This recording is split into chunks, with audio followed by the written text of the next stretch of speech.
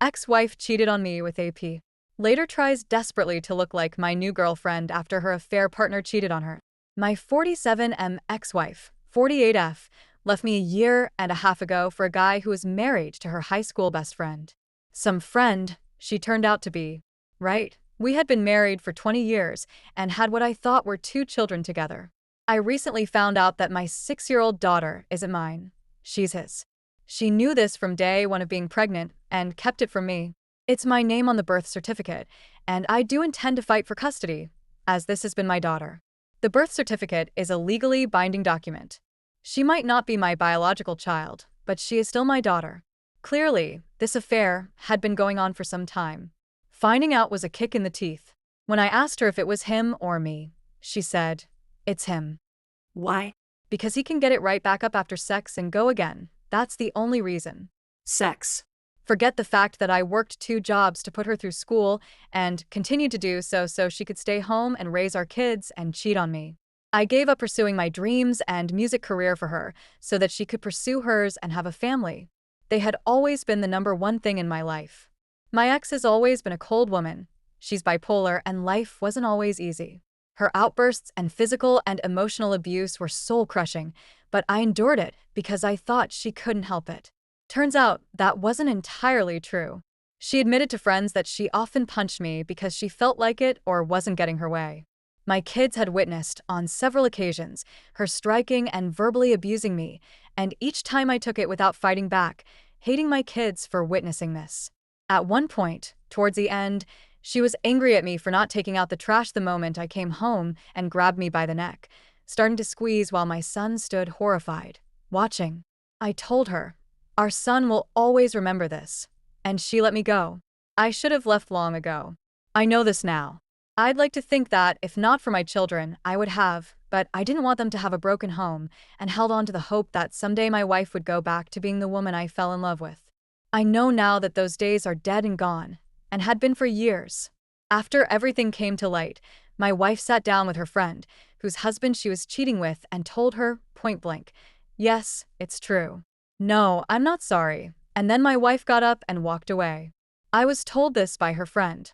My wife left, took the kids, and moved in with him in an apartment behind the one we shared. Even then, I held on to the hope that she would see the grass wasn't greener with him. He had cheated on his own wife several times, besides with my wife, and she knows this. I waited that entire first year, hoping she would come back. She kept the apartment keys, and I assumed she was still holding on to them because she knew she would come home. But at the end of that year, they began their cruelty again, with him constantly dropping by the bus stop as I was putting the kids on the bus for school and telling me, "I've come to see my daughter off to school. Not your daughter, mine." I told him, "Then why were you so content for the past 5 years to let me raise her, let her have my last name, let me be there at her birth and raise her as mine? Where were you? Why is my name on the birth certificate as her father instead of yours?" That almost earned me a punch to the face, and it did earn me a drunken visit by both of them at the end of the night, because he showed up to fight. My ex then decided to make everything public, going on Facebook and bragging about her new boyfriend. Our friends were shocked and reached out to me and his wife about it. I made sure to grab all the screenshots I could. She doesn't seem to care about the hole she's dug for herself with our upcoming divorce. Then again, why should she?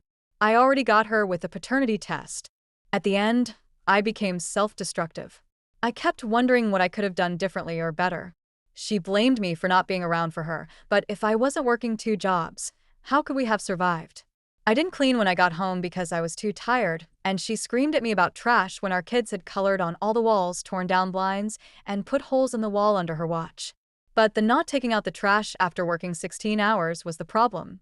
The worst part was that I wanted my family back so badly, I was believing it was my fault. It took a while to see the truth of it all. All that changed with my brother. He was determined to get me to play in his band, and even though I declined, he insisted that I meet the other members. Besides then, that changed everything for me. I still declined, but I struck up a friendship with them and ended up casually dating a friend that the rhythm guitarist introduced me to. I quickly fell in love with this woman, 45, and it was a relief to be in a loving relationship with someone that wasn't a 24/7 screaming match that usually ended with me getting hit.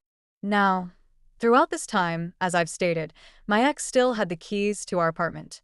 She would occasionally let herself in and drop off stuff for the kids. The first time she let herself in while my new girlfriend was there, it did not go well.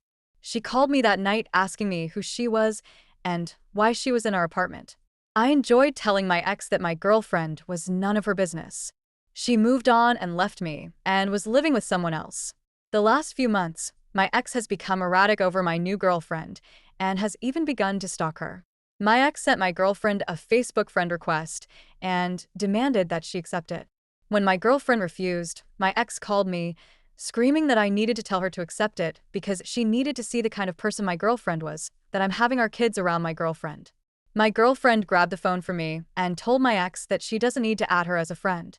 Anything involving communication about the kids can be done through Messenger or phone calls. My ex does not and will not have access to our private life, friends, or family because she is not part of my girlfriend's personal life. This didn't sit well with my ex. My girlfriend showed me the sudden burst of friend requests she got from people that had my ex as a friend. My ex then started letting herself into my place every weekend, and when I wasn't home at work to snoop around, I was on the phone with my girlfriend, who was staying with me. I could hear my ex walk in, and my girlfriend asked her if there was something she needed. My ex claimed she wanted to see how much milk I had in my fridge for when the kids came over. My girlfriend told her we had it handled, and my ex left. When I got home, I demanded the apartment key, since she's not living there.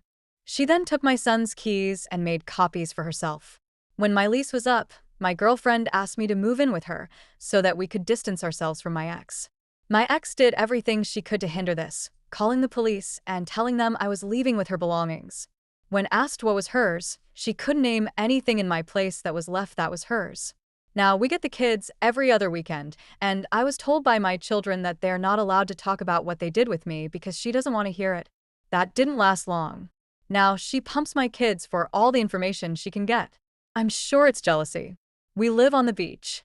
My girlfriend is very well off, and when we get the kids, we take a short walk to the boardwalk to ride rides, let them play on the beach, or visit the aquarium. If they return home with prizes, my ex throws them away. The issue with my ex was that the last few times she dropped off my kids, I noticed she now dresses and looks very similar to my girlfriend. She dyed her hair and cut it to match hers. Whatever we do with the kids, my ex runs out the following week and tries to do the same thing with them.